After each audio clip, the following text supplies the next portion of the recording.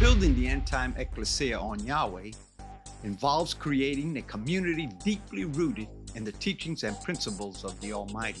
It's about forming a gathering of believers who are committed to living out their faith in every aspect of their lives, preparing for the return of the Messiah. This ecclesia is not just a physical body, but a spiritual body, united in purpose and vision, serving as a light in a world filled with darkness.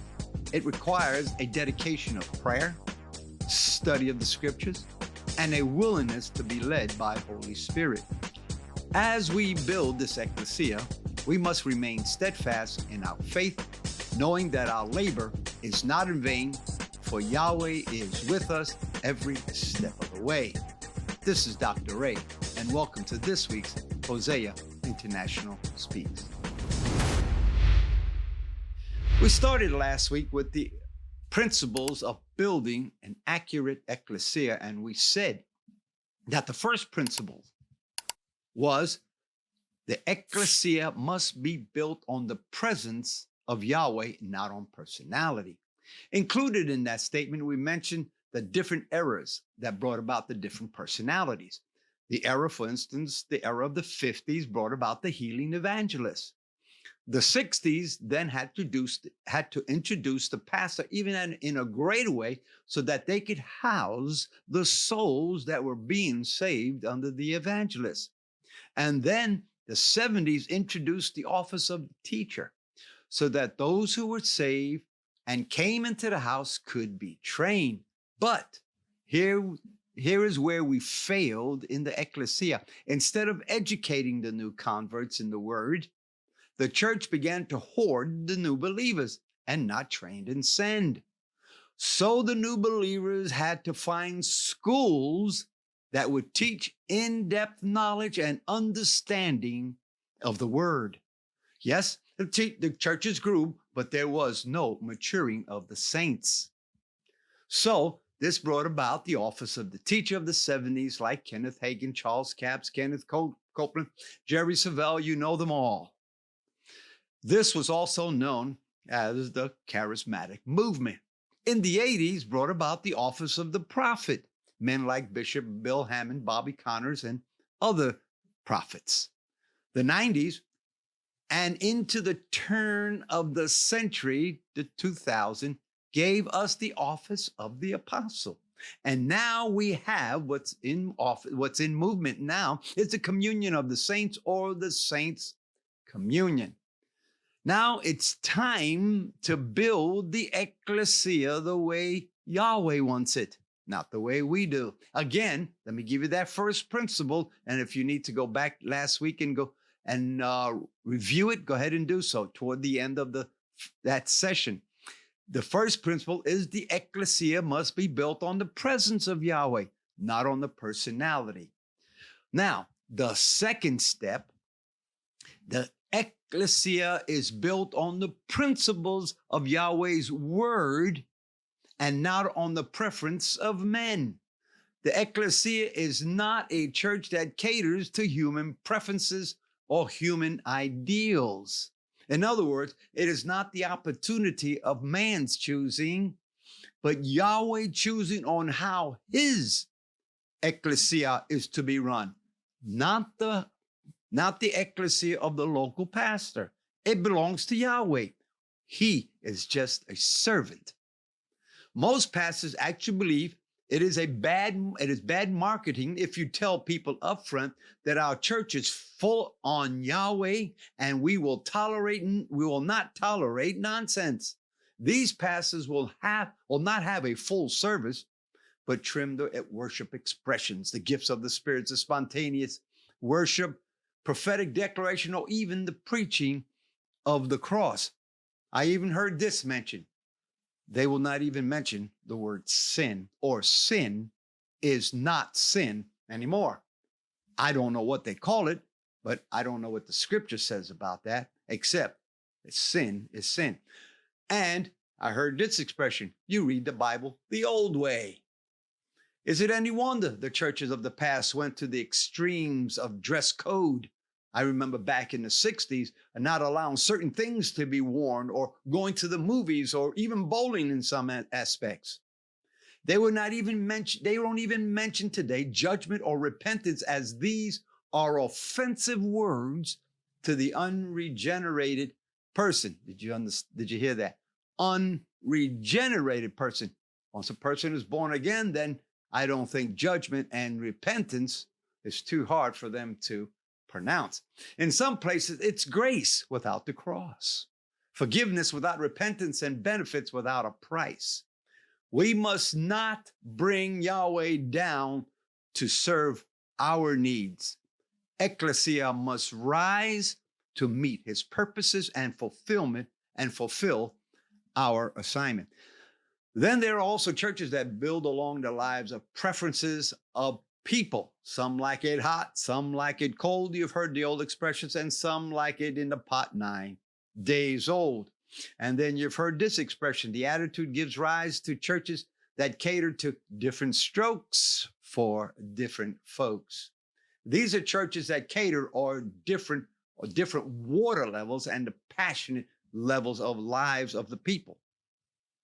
The ecclesia must be modeled upon the principles of Yahweh's word and not on the preferences of men and what they want in and what he wants in his ecclesia. The Pharisees turned Yahweh's house into a place of merchandise and made it a den of robbers. You can see that in John chapter 2, verse 16, Matthew 21 and 13. Every aspect of our lives begins and ends with Yahweh's word. Jesus truly is the author, the perfecter, and finisher of our faith. Hebrews chapter 12, verse 2. We are born again by his word, 1 Peter 1:23. We partake of his divine nature by word, 1 Peter 1:4. We grow in all aspects of salvation by the word, 1 Peter 2:14. Therefore, it is impossible to build his ecclesia without the accuracy of doctrine and the governing principles of his word in every aspect of church life, church health, and church growth. The third principle is the ecclesia must be built for Yahweh's purposes and not for our programs. It is so easy to fill the schedules of the churches with all kinds of programs and keep the members running on a treadmill like a hamster. In fact, this is the temptation most churches fall into. Programs, programs, programs. That's all you hear. I recall a testimony of a pastor of a sizable church, and he called his assistant to make sure that this worship service would go as planned and that the offering is collected. And at the point that the choir begins to sing their special, then he would enter the service and bring the word. After his assistant left, he heard the Holy Spirit say, "When will you allow me to move in your room?" In fact, this is the temptation most churches fall into. We exhaust the people with meetings and more meetings and abundantly, more and more and more each day. Another story is told of a woman that said she believes that people in the house next to her, house 14, must be Christians. After asking her, how did she know? Her answer was, they're out for meetings every night, and sometimes more meetings are in their house. Or most meetings, or some meetings are held in their house. Christians are known for meetings. I can recall when I was young, in the church I attended, Monday night was the only night the doors of our church was not open. Maybe they had to leave it for the custodian to clean the church. Tuesday was ladies' night. Wednesday was prayer night. Thursday was men's night. Friday, young people's night. Saturday, choir practice night. Sunday morning, regular Sunday school, and a Sunday service after. And then Sunday night service. So you can see, quite busy all the way. The ecclesia was created not to be a religious institution that majors and prioritizes on attendance and offerings. It was created to fulfill the purposes of Yahweh that he began through Jesus Christ. Paul tells us exactly the purpose of the ecclesia in Ephesians chapter 3, verse 9 through 11. You might want to go ahead and open your Bibles and underline this. And to bring to light what is the administration of the mystery which for ages has been hidden in Elohim who created all things, so that the manifold, listen to this, so that the manifold wisdom of Elohim might be made known through the ecclesia to the rulers and the authorities in the heavenly places. This was in accordance with the eternal purpose which he carried out in Christ Jesus our Lord. The ecclesia is to reveal the manifold wisdom of Yahweh. That is our purpose in administrating the predestined and predetermined plan of Yahweh here on the earth. We are to show how Yahweh, in his foreknowledge, predetermined the plans and purposes to be executed through Christ to recreate man, completely destroy sin, sickness, disease, and satanic forces. The ecclesia is to shout it from the mountaintops, the gospel, the good news to all mankind for a witness of his loving kindness and goodness. Yahweh, who is rich in mercy, planned only good plans for our well-being and for our future. The ecclesia must know the mysteries that are hidden